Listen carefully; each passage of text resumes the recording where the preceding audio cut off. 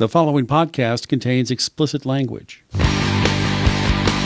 This is Paul Wilson. And I'm Danny Voss. Thank you for joining us at the Diesel Performance Podcast. I really want to just take a quick second here before we get started today and say thank you for all of the feedback we've gotten on Facebook through the comments and messages. We really appreciate it, guys. Keep them coming along. All of the ideas you have and the questions you ask, we try to respond to them as quick as we can, and we definitely appreciate your engagement with that. Yeah, please also like our podcast and make sure you rate us. That's a big thing. Please rate us. Rate us and leave some comments on iTunes. Absolutely. So today's podcast is built all around triples and twin turbo kits. Mostly we're going to focus today on the Duramax. We might hit a little bit on some of the other sides there, but we brought on a couple of experts, Jason Wehrli of WC Fab. Jason, it's your first time in the podcast. How's it going? Not too bad. How are you guys doing today? Well, we're doing great. You know, we got Nick over here with Duramaxtuner sitting with us, and we're going to talk twins and triples with you. So we're very excited to have you guys on the show. Always a pleasure to be here, gentlemen. Absolutely. Nick, returning guest. You've been here quite a few times. Jason, we've had Shibby on our budget build episode. He works over at WC Fab for you. But yeah, I figured if we were going to talk about doing multiple turbos on a Duramax, why not have multiple experts? That's right. Absolutely. Go right to the source. So, Jason, why don't you give us a little bit of your background in diesel?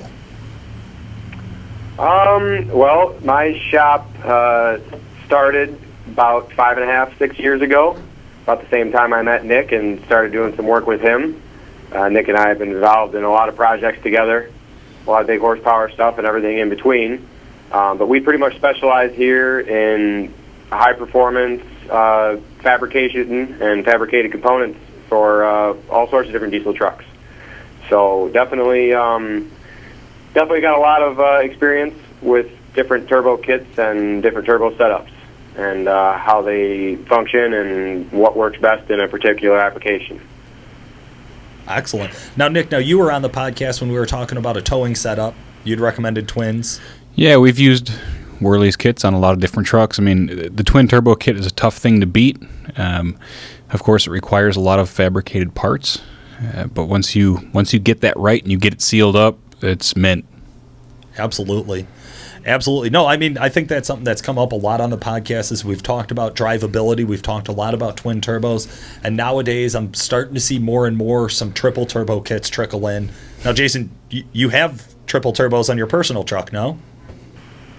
Yeah, I've actually gone through a couple different versions of triple setups on some of my personal trucks and some customer trucks as well. What's your favorite? If we're talking about your favorite triple turbo setup, what's been the best one that's worked for you? I would say the one that's definitely grabbed the most attention, which triples are known for doing and perform the best, would be on my personal setup, my 2002 Chevy, one of my first diesel trucks. And that truck was real close to about 1,200 horsepower on Calibrated Power's dyno last year. Hasn't seen many changes over the last couple of years. It's kind of been put on the back burner with the shop being so busy here, but it's definitely a blast to drive, and it's a pretty wicked setup. A lot of horsepower that you can hardly use on a street truck. So, Jason, I mean, how are triple turbos different than twin turbos? Couple different main concepts, I guess, that separate them. Obviously, the biggest one being you got a third turbocharger. It's a lot more involved. Requires a lot more space under the hood, more fabrication components, more fabrication time. You got a third oil feed line and a third oil drain line. Some downfalls with the triples is because of that third turbocharger, you can sometimes see a little bit higher oil temperatures because you have a third turbocharger in the mix. So they definitely have their place where they work better compared to a compound setup. But yeah, there's quite a few other differences when it comes to them, but they're definitely a setup more geared more towards the full-on competition truck or extreme horsepower, big dyno number type thing. It's not really a practical setup for a daily driven truck. However, it can be used on daily driven trucks. We've done triple setups on trucks that are daily driven or driven for fun, and it's got the wow factor under the hood. Yeah, and they do spool up quick. I mean, I think it's they do have a lot more going on, no doubt about it.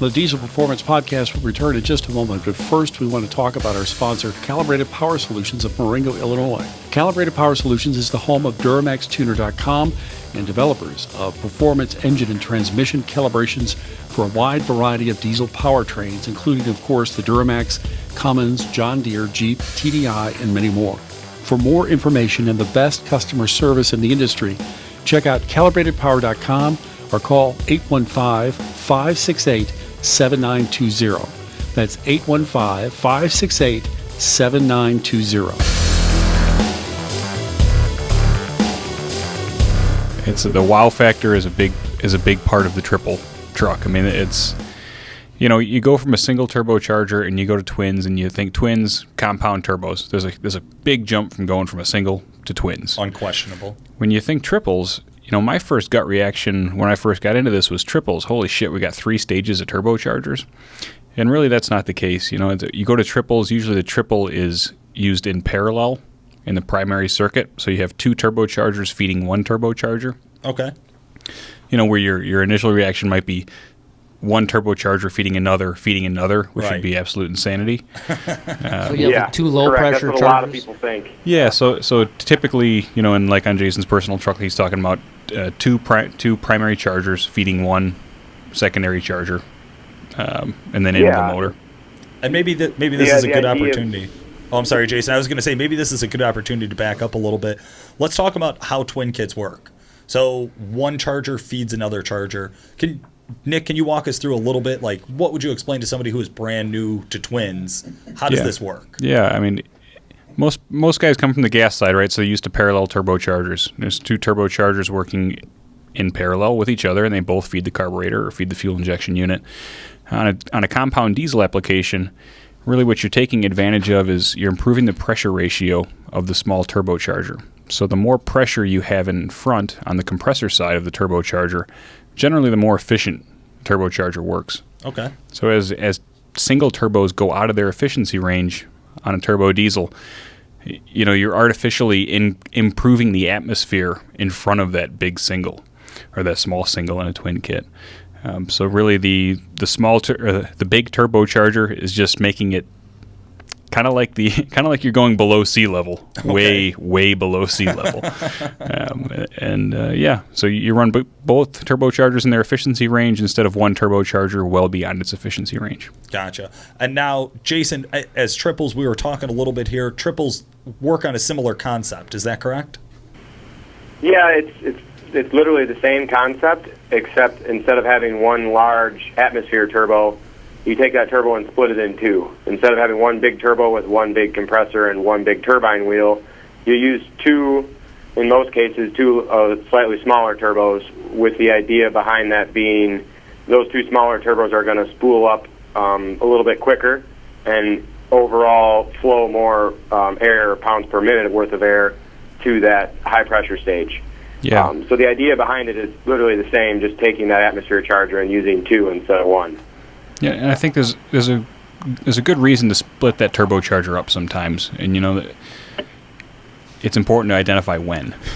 And so if you have a situation where you need an absolute shit ton of air and they simply don't make 1 turbocharger big enough to supply it, then 2 work better. Okay. Right? But I mean, nowadays with Precision 91s and with these big S500 chargers, is that still a situation we run into where you need something more than a 91 millimeter?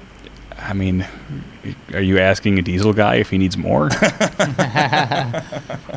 It's out there, yeah. I mean, there's that situation, and then there's also the packaging, you know, which, you know, Jason touched on some of the downsides of having 2 primaries, and that's oil temperature and more circuits, more opportunities for leak, that kind of thing. But in a situation where you have a tight engine bay, you think about it, it might be easier to position 2 turbochargers, small ones. Correct. Instead of 1 Precision 91 or 1 106 or 118 or whatever the fuck you want to run. Yeah. Right. Okay. You get into those big, large frame atmosphere chargers, and they could be just as hard to package as 2 smaller ones, if not harder. So and that's think another about the exhaust. situation where sometimes the triples do work better when you don't have the room, and it's easier to fit 2 smaller ones in there that may flow the exact same air as that 1 big one. Well, what were you saying about the exhaust? Exactly like Jason said. I mean, and on top of that, you got downpipe packaging, you got inlet packaging. It's about 2 packaging. air filters. Mm-hmm.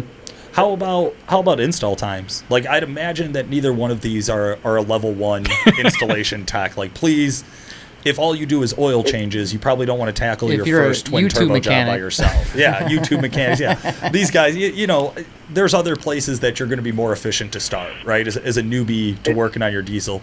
But if I take it to a shop and I'm trying to compare, basic, high flow air intake install. Yeah. But Jason, what is the difference if I'm looking at it labor-wise? I mean, I understand you can't give me an exact quote, but doing triples, do I save any money on labor? Is it about the same amount of time for install? No, you're in most cases a triple turbo setup.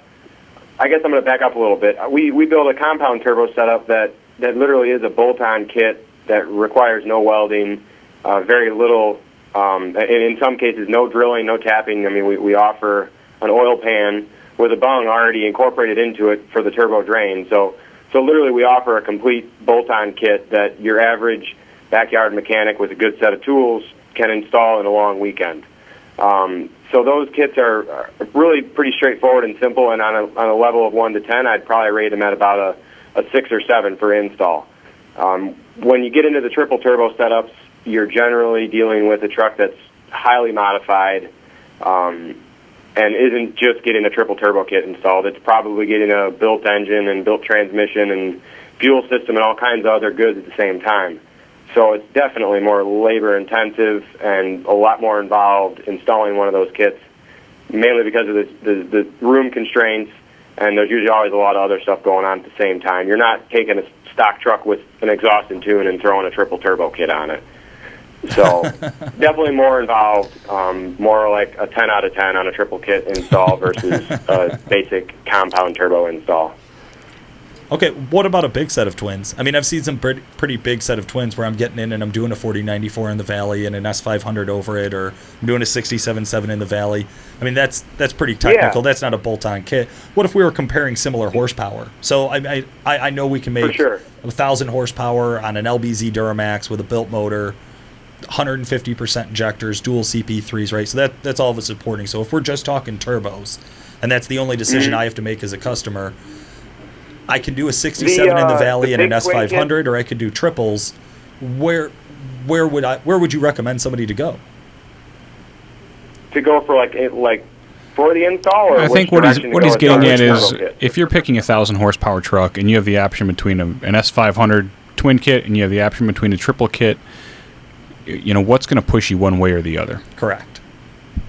I would say the 3 deciding factors would be cost, the usage of the truck, and really what the customer wants in the end. Because like we talked about earlier, the triples really have a big wow factor. There's not a lot of guys running around with triples, and a lot of these diesel enthusiasts just want to have the coolest shit under their hood. So some guys want to spend the extra money and have the triples. Let's just face it. The triple turbo setups generally do cost more because you're buying a third turbocharger and there's more fabrication involved. So cost is a big factor in it as well most of the time. Some of these guys that want to have a 1,000 or 1,200 horsepower truck and they still want to manage to tow some heavier stuff, in some cases the triples may spool a little bit quicker, but with advancements in turbocharging, the bigger twin applications are working just as well, if not better, especially with the development of the Stealth 67 charger. I mean, you can literally build any model year Duramax 1,000 horsepower and still tow your weekend warrior trailer or your toy hauler camper out to the dunes or to the trails on the weekend with your 1,000 horsepower truck, where 5-6 years ago that was pretty tough to do because you had to use such a large turbocharger that wasn't quite designed for this application. Well, yeah, let's just face it. I mean, if you're up against a decision, well, you should go twins or triples, at the end of the day, that's a great problem to have. It is. It's beautiful. Yeah, I mean, I would say Jason summed it up really well. I mean, if the show piece is worth the cash to you, do the triples. Can you make just as much power at 1,000 and have just as much drivability? I would say it's a wash. You know what I mean? They can both be tuned and set up and exhaust housing sized to the point where I would say you can expect similar performance out of both. But man, when you pop the hood on a set of triples, it's pretty It's pretty impressive. I hear you. Yeah, I mean, for sure. it definitely is. A prime example of that is, we had a guy, a good customer of ours, show up about a year ago with a brand new 2015 Chevy truck, 4,000 miles on the thing. Great guy, and he wanted to have triple turbos. He wanted it to be cool, and he got a brand new truck. It's lifted. It's a beautiful truck. I mean, that was more than half of his deciding factors. I want to have triples under the hood of this thing. We could have made 1,000 horsepower with a different setup, but that particular truck, he just had to have triples on it. Gotta have it, man. Gotta have that's it. what we offer those kids for, is those guys. I got to drive that truck, actually. Quarter mile. Slowest quarter. No, I swear to God. Yeah, I got to drive it right around the corner. Oh, nice. Yeah, with you, actually. We went over to a car show, Nick. That's and, right. I got to follow you in it. Mm-hmm. And it literally was. It was a quarter mile through a school zone. Was not a cool story. No, I agree. But it was a lot of fun. It really was. I mean, when you pop the hood, like we took that to a car show, and it was an old guy car show, so it's all classic cars. The newest thing there besides us was like a 57, right? Like they're all old, super cool guys. Yes. And then we pop the hood, and guys are just walking over. Like, what the fuck is that? Holy shit. I think 3 people asked me, is that from the factory? Yes. Yeah. Yes, it is. I will take your means check. our work must look pretty clean. Yes. Yeah, that powder-coated Almost blaze factory. orange is from the factory. Exactly. All right. Nick, what's the highest horsepower you've seen out of a compound kit? Twins. Duramax or a Cummins? Duramax.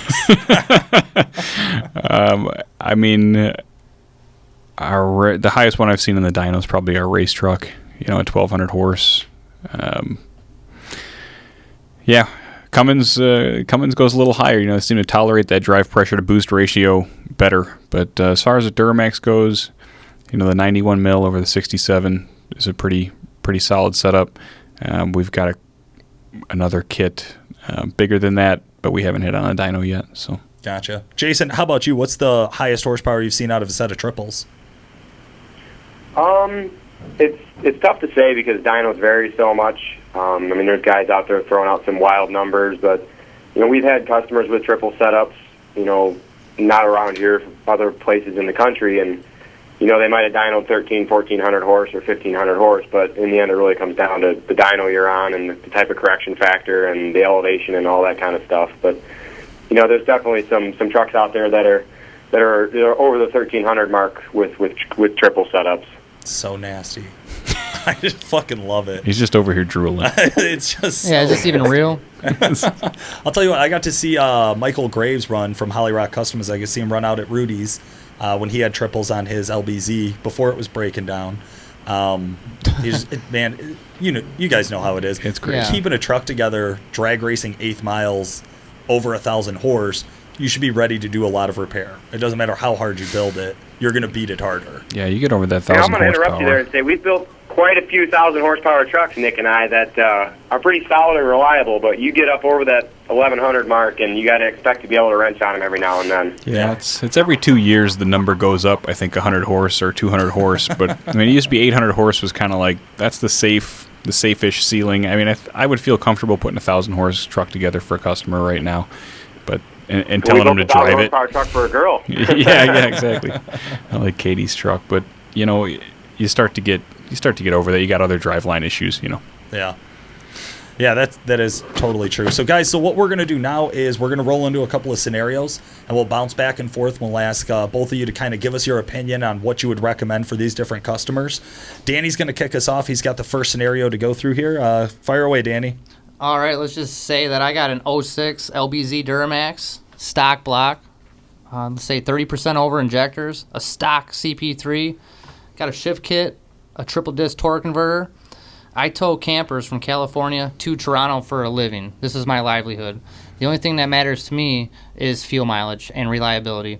Fuel savings goes directly into my pocket. I never abuse my truck, but I live out of it, and from time to time, I get after it here and there. But I just, most of the time it has 200,000 miles on it, and I just want to see, where you guys would take me. Go ahead, Nick. We'll let you go first. Yeah. I mean, you're a really good candidate for a stock or twin kit.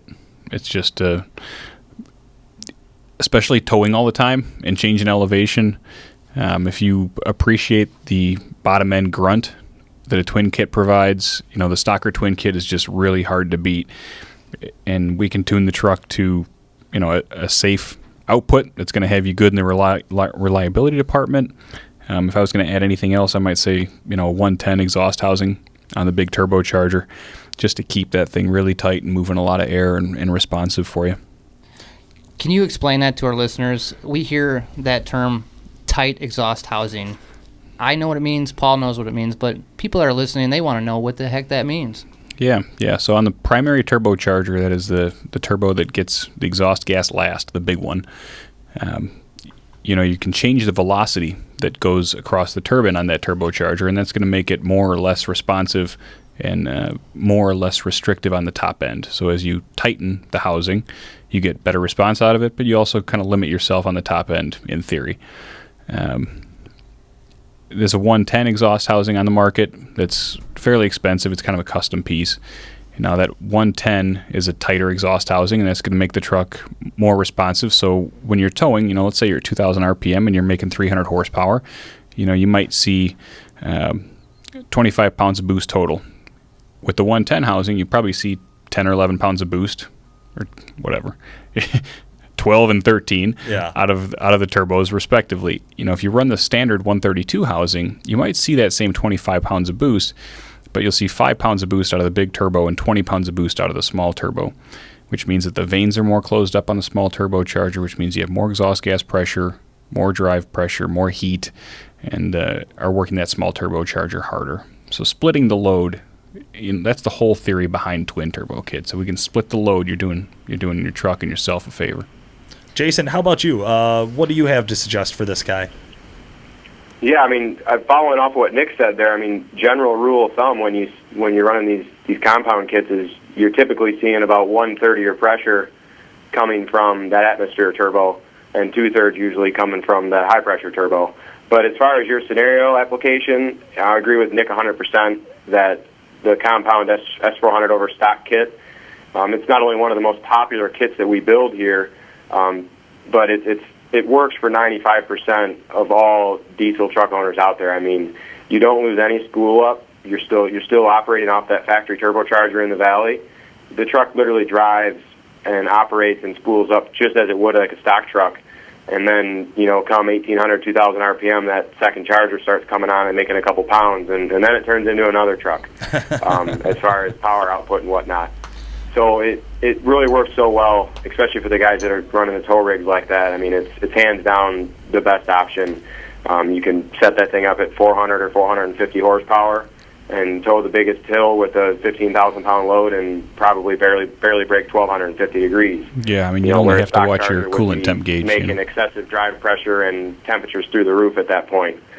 So, yeah, I agree with Nick in that aspect, definitely. And in these applications, when we have a customer call and, they tell me that all they do is tow, or they don't ever, be down their truck, or they don't want to see some huge horsepower number, or where the horsepower number isn't a big issue to them, those applications typically always get that tighter exhaust housing for the very reason it gets you in the range of the efficiency of that large turbocharger quicker, and it's going to make the truck that much more responsive and run a little bit cooler as well. That is really awesome. I just have one question. Where do I sign? Yes. Take my money. Buy it. Take it. That S475 stock twin kit, it really is. It's huge in the towing world, is what I'm seeing. They're great daily drivers. They're awesome if you're going to race. If you want an all-around truck, by far, I think that setup has come up, especially on this podcast, more than any other recommendation. I do have another scenario for you guys here. So we'll say I'm Ringo. I have an LML. That's my daily driver. It's all stock right now. I want to make insane power, and money doesn't matter. What is the most horsepower we can make? I will trailer it anywhere. I race, I sled pull, drivability is not really the biggest deal to me. It's new, but I kind of want it to be a trailer queen. I'd like to roll into dynos and just crush the competition. Just nobody can hold a light next to me. I love you. I have a big D sticker in the back window, too. I don't know if that's important for your recommendation. We let Nick go first last time. Jason, why don't we give you a crack at this guy? He's got all the money in the world, and all he wants to know is where do I sign? What are you going to suggest to him? we definitely don't mind these types of customers. They come around every now and then, and they're fun to work with. Anything goes, and they usually will take your advice and let you do what you want and use your imagination with these kind of projects. We've had some projects like this in the past, and like I said, they're a lot of fun. Nick's been involved in them, and he's tuned them, and they make insane power just like that. What you're asking for. I mean, a setup like this.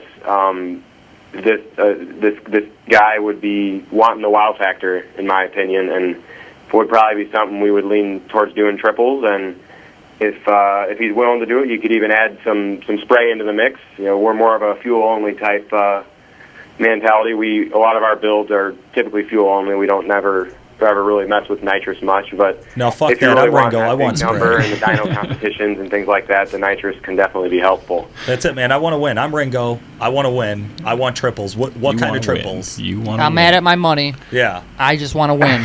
Yeah. Fuck it. It's Burn dad's my money. right? Yeah. My money tree won't stop growing. Yeah. A setup like that. I mean, you could put 3 S400s on there, 3 big precisions. I mean, you're talking moving several hundred pounds per minute of air, 100 plus, 125 plus pounds of boost, big horsepower. I mean, you could really get pretty out of hand with a setup like that. The possibilities are endless. It really all is. I mean, you could strip down that engine bay and get rid of so many things that aren't needed for a truck that's not used for daily driven usage, something that's dedicated competition, dyno, track, and strip. And leaves a lot of room in the engine bay to do what you want with. Okay. So, big triple setup would be the way to go in that route, I think. With drivability not being an issue, you could put some pretty large turbochargers on that thing. How much spray? Save that for the next episode.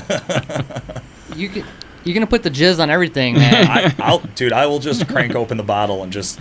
There will be no button. It will just spray. When the truck is out, we're spraying.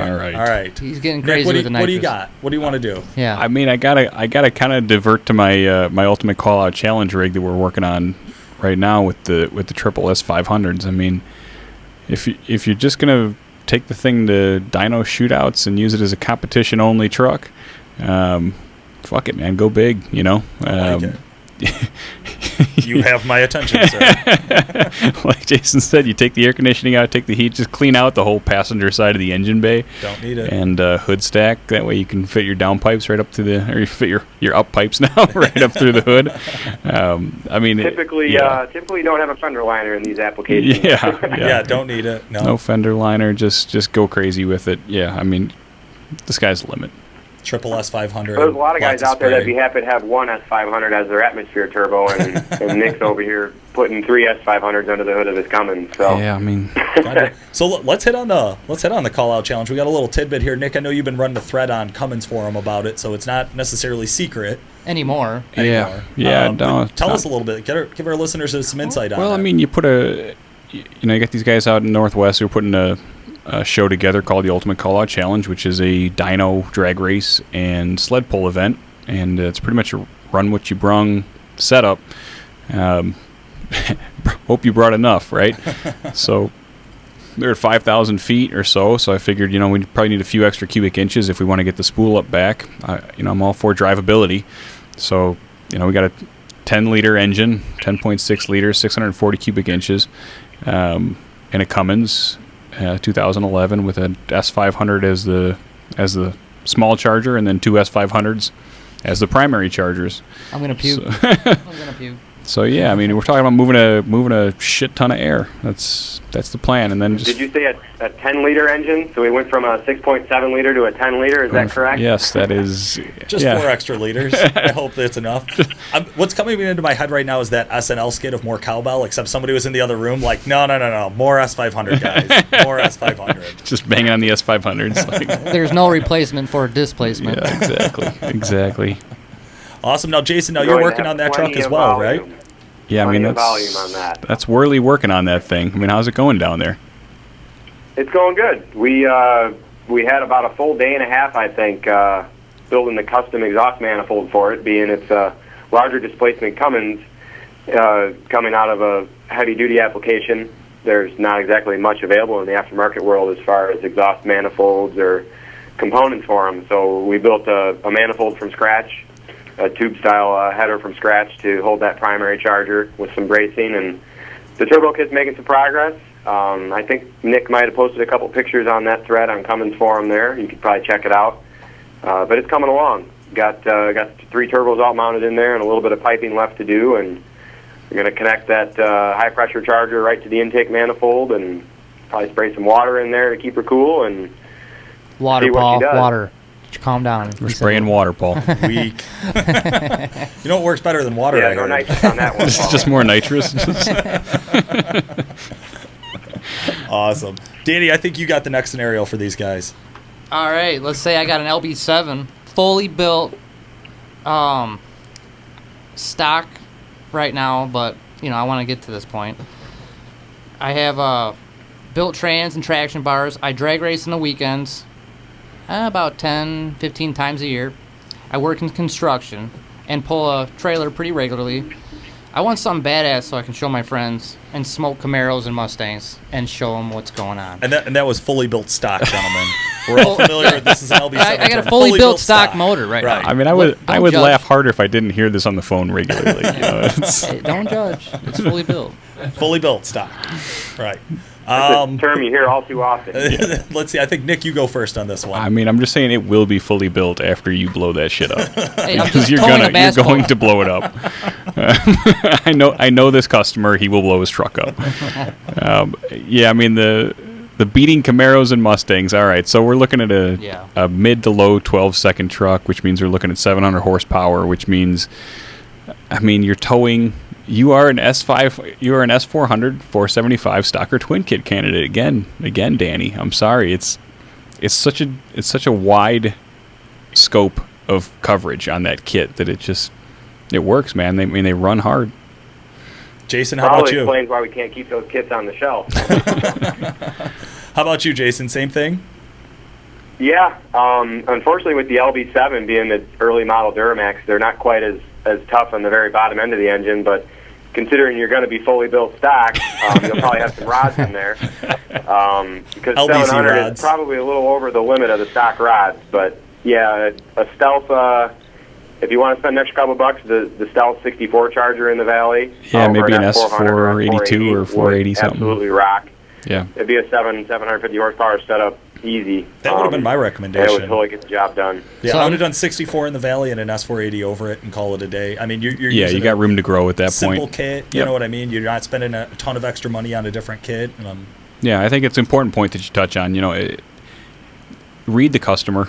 Yeah. in my case, this guy is not going to stay at this level for very long. He's going to probably hurt his truck, build it, and then want 900 horsepower. So we need to get him into a kit that has a potential to make 900. So an S480 or build it, 484 or 482, whatever. Yeah. Something that's 900 horse capable. Yeah. And Jason, Definitely got to feel the customer out and see what they're really in for and what their budget's like, because a lot of customers call up and say they want 700 horse, but might not realize how much money it's going to take to get there, and that's a totally different turbo setup at 800 than what you get at 650. Mm-hmm. So well, that's actually what I definitely was ask just going to ask. questions when it comes to that. What kind of questions are you asking people? What's really important is you're helping people pick the right twin kit and getting them started. I mean, the biggest thing is not. Well, you always ask, what did that got done to their truck so far? Where are they sitting now with it? The biggest question though is, do you have a horsepower goal in mind, or what are you using the truck for? And it's either A, going to be a daily driver and I tow and I want to go fast, or I put 1,000 or 2,000 miles on this truck a year. It's my weekend toy. I don't care how it drives. I just want to have X amount of horsepower and beat my buddies. So finding out what the truck's used for is one of the most important things, because that's going to help you determine what style turbo kit is going to work best for that application.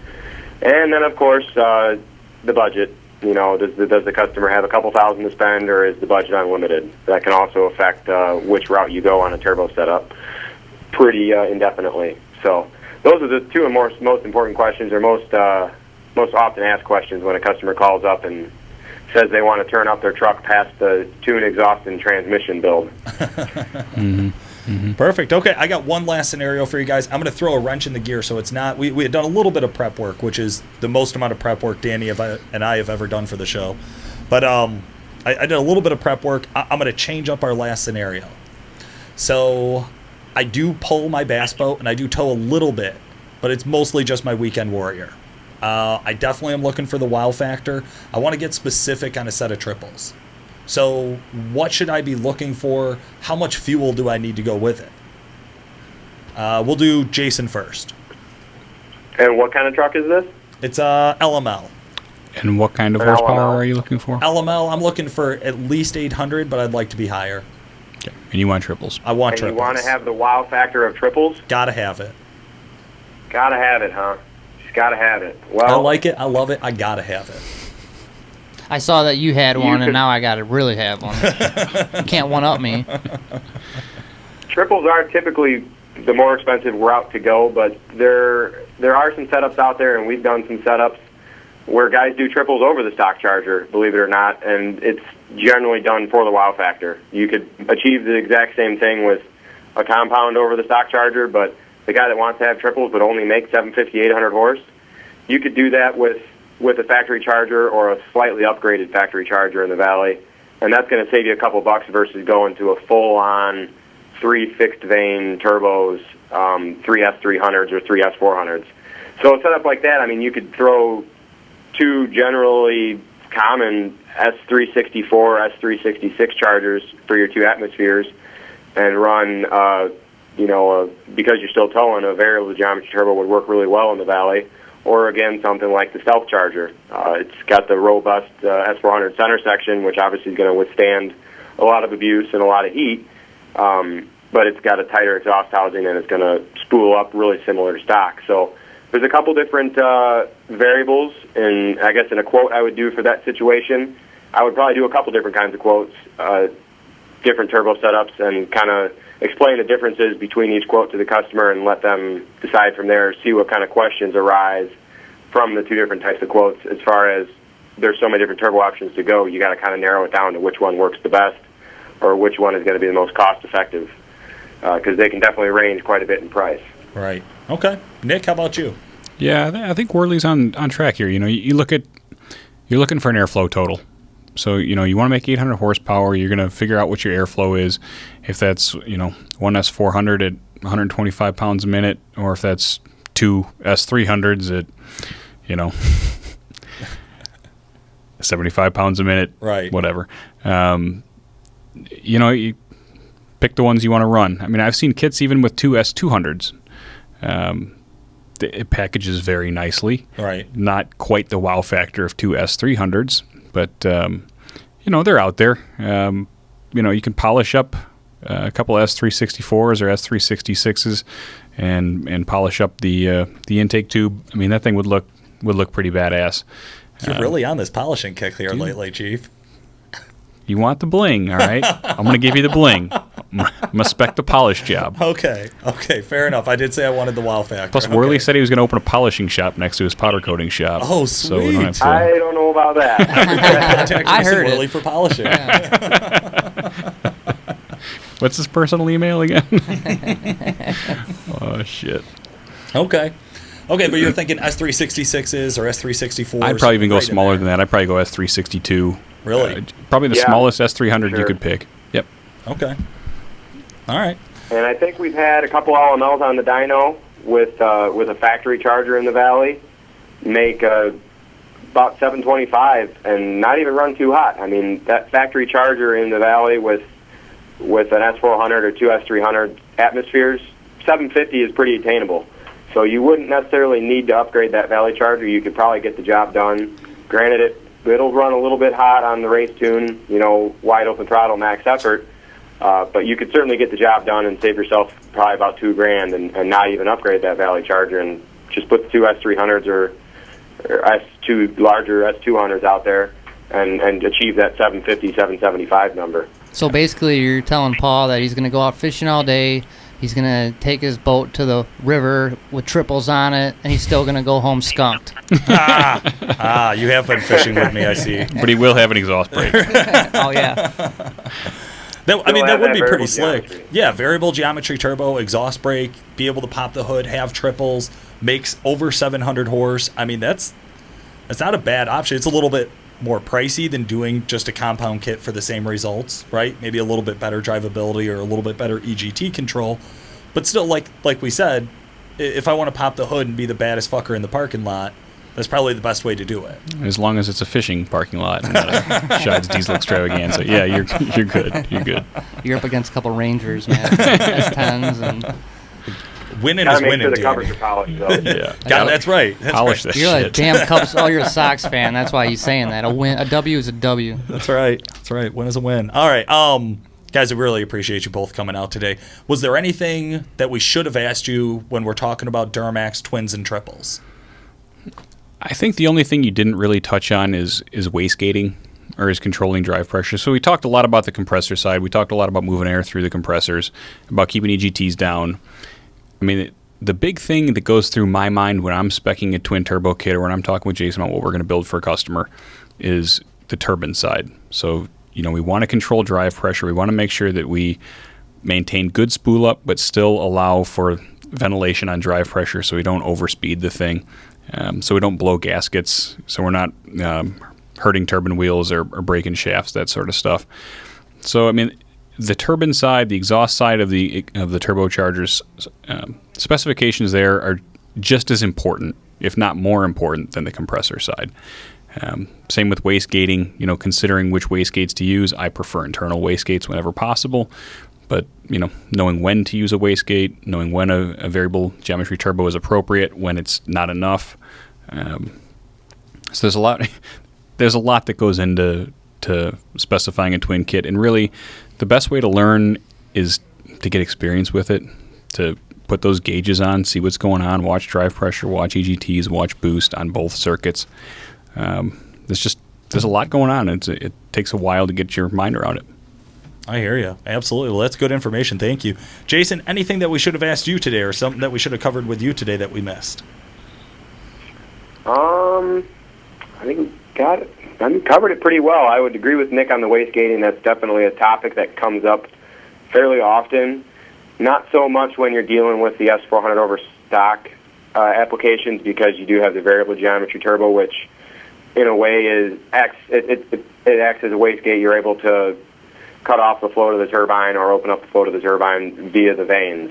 So in those applications, you don't really ever talk about it. But when you're talking the 850, 950 plus horsepower applications, the bigger compound setups, generally no variable geometry turbos involved in those applications. There's definitely a lot of talk about wastegates and the sizing of the wastegates and even how they work. A lot of guys don't even understand exactly how they function or what makes them function or why you're using them. You can put very large turbines in those turbos to get them to flow the air that they need to, but the downfall to doing that is the drivability is going to suffer. So you can use a little bit smaller turbine or, let's say, a little bit tighter exhaust housing.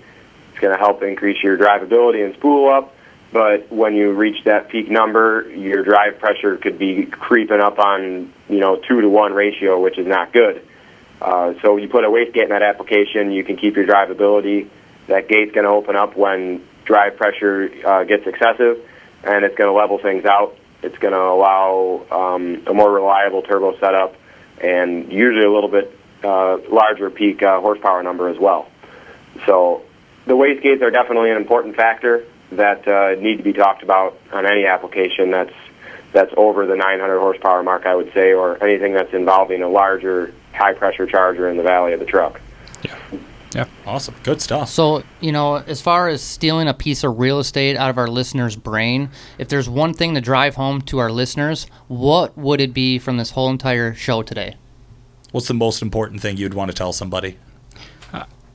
I didn't bring it up in the show today, but if you're doing a compound kit or you're doing a triple kit or you're doing something where you're running these insanely high boost numbers and insanely high drive pressure numbers, it is absolutely critical that you seal both sides of the system.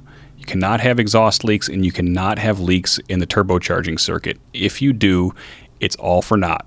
You lose your boost, you lose your EGTs, the whole fucking thing turns into a disaster. You're not selling me a hot side pipe, homie. I'm not buying it. Fuck off. It'll be fine. The boot will hold. Yeah, sealing is I agree gold. with Nick. It's gold. I mean, every truck that comes in here, and I know Nick's process is the same way. Any truck that goes in the dyno gets a boost test. You can chase your tail all day long with a boost leak. A 5-pound leak at 25 psi or a 30 or 40-pound leak at 80 psi, it's very detrimental to how the truck drives, how it operates, the smoke output, the spool up. It can affect the tuning. I mean, Nick can tune a truck all day long. If it's got a boost leak, it's going to run completely different when that boost leak's fixed. So, yeah, not having boost leaks is a very, very important thing. And that's one thing, we've been building these turbo kits for, 5+ years now. And, I'll say we've made plenty of changes since day one on our kits. And a leak-free kit is the most important thing, having the O-ring seals and CNC flange fitment, proper boots as proper far as alignment, pressure rating. yeah. Getting away from these angled boots and things like that. I mean, we don't use an angled boot, a 45-degree or 90-degree boot in any application on any truck. We don't even have those boots on our shelves. We use straight boots in every application whenever a boot is used. They have a higher pressure rating and less chance of a boot getting a hole in it and leaking, less chance of that pipe blowing off. It's all things we've learned over the years, whether we're testing with Nick on the dyno or a pulling truck or a drag truck or a 600 horsepower truck that does a lot of towing. Having a leak-free system is the most important. And, if your truck's got drivability issues, it's one of the first things you want to check, other than is your air filter been cleaned in the last 6 months. But definitely make sure you don't have boost leaks. Super important on a turbocharged truck. Awesome. Okay, good stuff. Good stuff to know. All right, well, guys, again, thank you. Jason Wehrli from WC Fab. How do people get a hold of you if they want to follow up? All right, you can catch us on Facebook, Wehrli Custom Fabrication. Spell your name for us. Our website. What's that? Will you spell your name for us? It's spelled kind of different. Yeah, it's a bit different. Believe me, I've seen it spelled many ways. You can catch us on Facebook. It's Wehrli Custom Fabrication. Give us a like on there. We're just about to hit 100,000 followers, so that's pretty cool. Damn. We're also on Instagram, Wehrli Custom Fabrication. Website is wcfab.com. That's a pretty easy one. You can't mess that one up. And shop line here, we do have sales and tech support, and to place orders, or if you got questions about getting work on, the shop phone here is 630-277-8239. Awesome. Thank you again for joining us, Jason. We really appreciate you coming on and your expertise on twins and triples. Nick, how about you? How do people follow up? Duramaxtuner.com, calibratedpower.com, 815-568-7920. Press whichever number you need. 2122. Okay. We're always happy to help. That's not my extension. This has been Paul Wilson. And I'm Danny Voss. Thank you very much for listening. The Diesel Performance Podcast is brought to you by Calibrated Power Solutions, home of Duramaxtuner.com, developer of performance engine and transmission calibrations for a wide variety of late model diesel powertrains, including the Duramax, Cummins, John Deere, Jeep, and many more. For more information and the best customer service in the industry, check out calibratedpower.com or call 815-568-7920.